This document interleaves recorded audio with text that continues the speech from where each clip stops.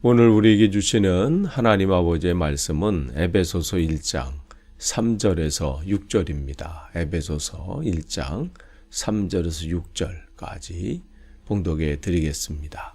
찬송하리로다 하나님 곧 우리 주 예수 그리스도의 아버지께서 그리스도 안에서 하늘에 속한 모든 신령한 복을 우리에게 주시되 곧 창세전에 그리스도 안에서 우리를 택하사 우리로 사랑 안에서 그 앞에 거룩하고 흠이 없게 하시려고 그 기쁘신 뜻대로 우리를 예정하사 예수 그리스도로 말미암아 자기의 아들들이 되게 하셨으니 이는 그가 사랑하는 자 안에서 우리에게 거저 주시는 바 그의 은혜의 영광을 찬송하게 하려는 것이라. 아멘. 우리가 이제 어제 보셨던 지도 또 이렇게 보시면요, 바울이 2차 전도 여행 때 세운 교회가 에베소 교회입니다. 지금의 터키 땅이죠. 그곳에서 교회를 세우고 세 번째 전도 여행을 갔을 때는 그곳에 대략 한 3년 정도 머물면서 그 교회를 중심으로 그 지역에 있는 교회들에게 복음을 전했죠. 그런 후에 바울이 로마 감옥에서 1차 구금되었을 때에 그때 에베소 교회 또 교회뿐만 아니라 그 주변 지역의 교회 성도들에게 지금 보낸 편지가 바로 에베소서입니다. 그러니까 바울은 어떠한 상황 가운데서도 복음에 사로잡혀 있어요. 한 영혼이라도 다시 한번 그 주 예수 그리스도의 말씀 안에 붙들림 당하고 그 맡겨진 사명을 잘 감당하기를 원하는 그런 마음이 담겨져 있지요. 그러면서 오늘은 3절서부터 6절까지 말씀을 보겠는데요. 시작을 이렇게 1절, 2절 그 인사말을 한 다음에 3절서부터 본론으로 쭉 들어가는데 찬송하리로다 이렇게 있어요. 왜 찬송하냐면 하나님 곧 우리 주 예수 그리스도의 아버지께서 그리스도 안에서 하늘에 속한 모든 신령한 복을 우리에게 주셨다. 그래서 이 바울이 자기가 찬송하는 이유를 얘기하고 있어요.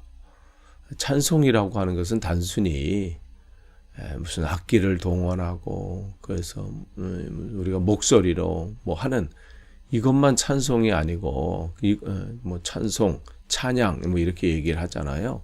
이것만 아니라 우리의 마음과 생각과 뜻을 들여서 하나님을 높여 드리는 것이죠. 그렇기 때문에 찬송 속에는 찬양과 찬송 안에는 뭐가 담겨져 있냐면 하나님께서 하셨습니다. 이 의미가 다 담겨져 있습니다. 그러니까 내가 이렇게 고백하는 그 고백, 또 내가 이렇게 지금 노래로 악기로 그림으로 다양하게 하나님을 찬송할 수 있고 찬양할 수 있지요.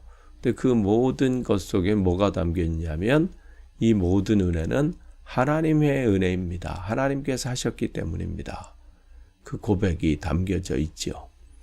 근데 그 바울이 지금 이 찬송하고 있는 이 이유가 뭐예요? 단순히 하는 게 아니라 보니까 하나님께서 자기에게 주신 그 신령한 복, 그러니까 이건 세상이 줄 수 없는 것이죠. 어제 말씀드린 대로 이 세상에 주는 이 평강과 기쁨은 이례적인 거예요. 그냥 그때는 기뻐할 것 같고 그때는 이거 있으면 모든 것이 해결될 것 같고 만족하지만 조금 시간이 지나면 또 여전히 염려하고 근심하고 불안하고 또한 이 가지고 있던 것이 별로 위로가 되지 않고 기쁨이 되지 않죠. 근데 여기서 보면 신령한 복이에요. 근데 이것은 하늘에 속한, 즉 하나님께서 주신 거예요.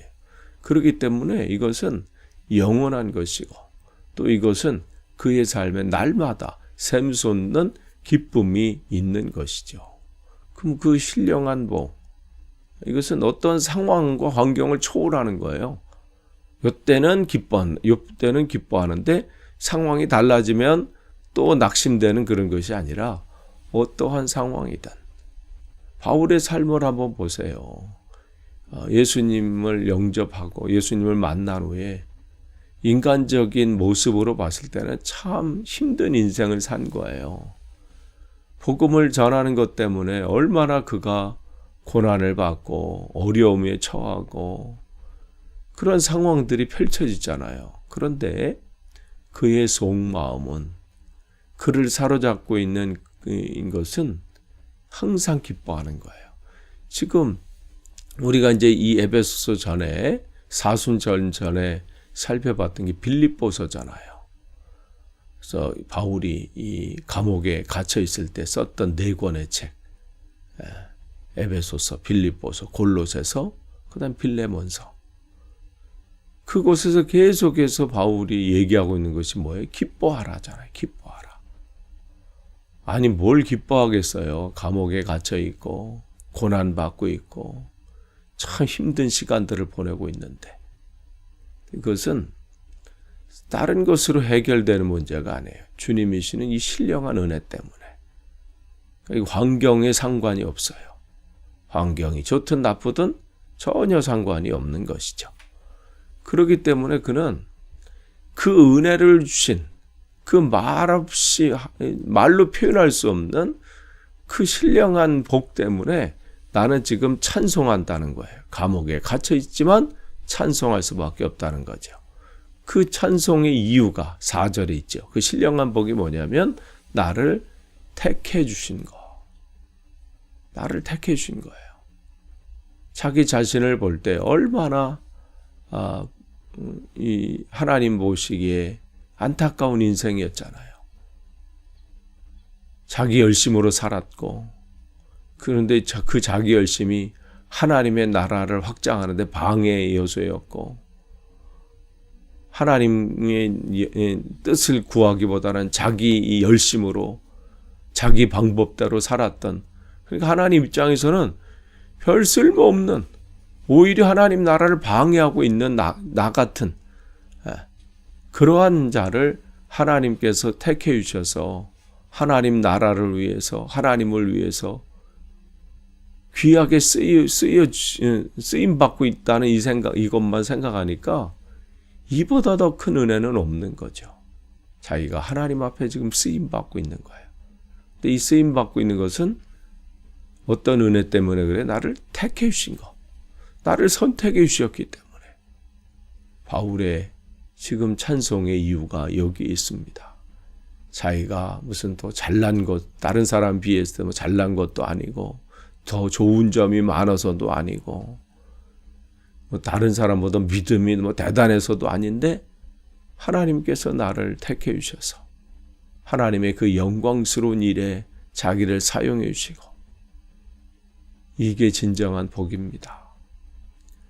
저와 여러분이 지금 하나님의 자녀로 또 하나님께서 맡겨주신 일들을 감당하고 하나님을 아버지라고 부를 수 있고, 이 자체가 하나님의 자녀로 삼아주신 이것이 가장 큰 복이에요. 세상의 어떤 것도 이것과 비교할 수가 없습니다.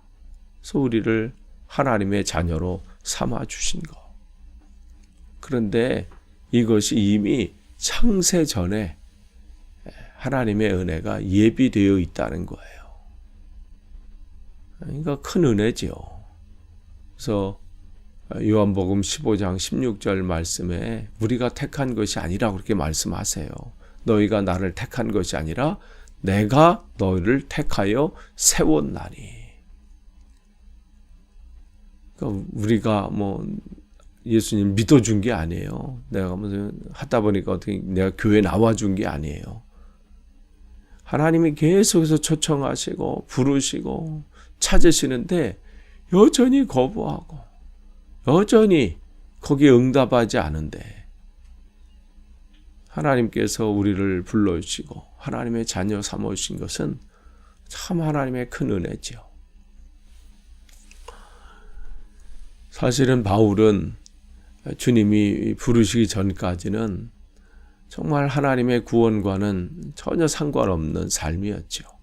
그런데 하나님께서 그를 강하게 강권적으로 부르셔서 하나님의 자녀로 삼아주신 것만도 감사한데 그 일들을 감당하게 하시니까 너무 감사한 것이죠.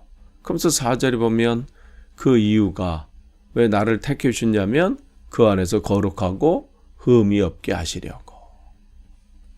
우리가 원래의 삶이 이래야 된다는 것이죠.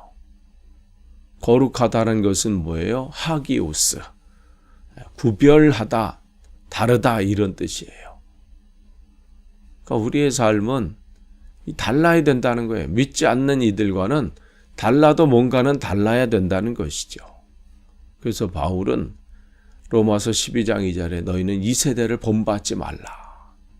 오직 마음을 새롭게 함으로 변화를 받아. 이렇게 말씀하고 있는 거예요. 구별되어야 됩니다. 교회 안에서만이 아니에요. 믿는 성도들끼리 교제하는 그 안에서만이 아니에요. 우리가 대부분의 시간들을 보내고 있는 그 가정 속에서 또 일터 속에서 내 삶의 그 걸음걸음 속에서 구별되어야 돼요. 그것은 저들은 나와 틀린 사람이야. 다른 그게 아니라 그 안에서 그리스도인의 마음으로 그리스도의 마음으로 예수 그리스도의 마음을 가지고 살아가는 것이죠. 그러니까 더 섬기는 것이고 더 인내하는 것이고 더 나누는 것이죠. 그러면서 5절에 보면 또한 바울이 찬송하는 이유가 여기 있어요. 그 찬송을 안 할 수 없고 벅찬 감동이 오는 것은 하나님이 나에게 신령한 복을 주셨는데 그 큰 복이 나를 택해 주신 거예요. 또한 여기를 5절에 보시면 나를 예정하사 하나님의 아들들이 되게 하셨다. 자기 아들들이 되게 하셨다. 자녀로 삼아 주신 거예요. 불러주신 것만 해도 감사해요. 그런데 그냥 종도 아니고 노예도 아니고 그냥이 아니라 어떻게 양자로 삼아 주신 거잖아요. 자기의 자식으로 만드신 거잖아요. 하나님의 아들이 되게 하신 것. 이걸 생각하니까 벅찬 감동이 밀려오는 거죠. 그래서 우리가 감히 하나님을 아버지라고 부를 수 있게 된 것입니다. 그러니까 이것을 생각하고 이러한 하나님의 은혜를 생각하니까 지금 이 바울은 찬송을 안 할 수가 없어요. 모든 게 하나님의 은혜고 하나님이 하셨습니다. 순간순간 고백할 수밖에 없어요. 지금 어려움 속에 있어도 고난 가운데 있어도 그건 중요하지 않습니다.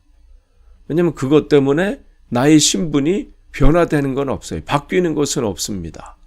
여전히 자기에게는 하늘에 속한 신령한 복을 누리고 있는 것이고 아버지와 아들의 관계는 여전하고 그게 중요하지 않다는 거예요. 그 은혜 가운데서 맡겨진 그 하나님께서 자기에게 맡겨진 사명을 감당하고 또 이 일들을 진행하면서 겪게 되는 이 고난은 문제가 되지 않는 거죠. 그 고난은 일을 하다 보면 생기게 되는 거니까. 그러니까 여러분 정말 저와 여러분이 오늘 무엇 때문에 감사해야 되고 찬송해야 되는지 다른 건 없습니다. 우리에게 하나님이 주시는 그 신령한 복, 즉 나를 택해 주신 것, 또한 나를 하나님의 자녀로 삼아 주신 것. 이 바울의 이 감사의 찬양과 감사의 고백이 또 우리들의 고백이 되기를 원합니다. 끝을 맺습니다. 또 오늘 하루 또 주님께서 귀한 하루를 허락해 주셨습니다. 오늘 하루 여러분이 무엇을 하면서 오늘 하루를 보내실 것입니까? 오늘 하루 하나님 앞에 마음껏 찬송하고 또 여러분의 고백이 넘쳐나고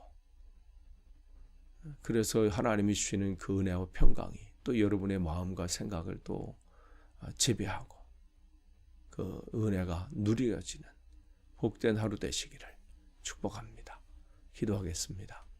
하나님 감사합니다. 오늘 또 귀한 하루시고 또 하나님 말씀으로 하루를 시작하게 해주셔서 또한 감사합니다. 우리 삶 속에 상황은 어찌할지 모르지만 상황 형편이 어렵고 또 힘든 상황 가운데 있다 할지라도 찬송이 끊이지 않게 하시고 나를 하나님의 자녀 삼아주시고 나를 택해 주신 하나님의 은혜를 늘 고백하며 감사하고 그렇게 오늘도 승리하는 하루 되게 없어서 예수님의 이름으로 기도하옵나이다. 아멘.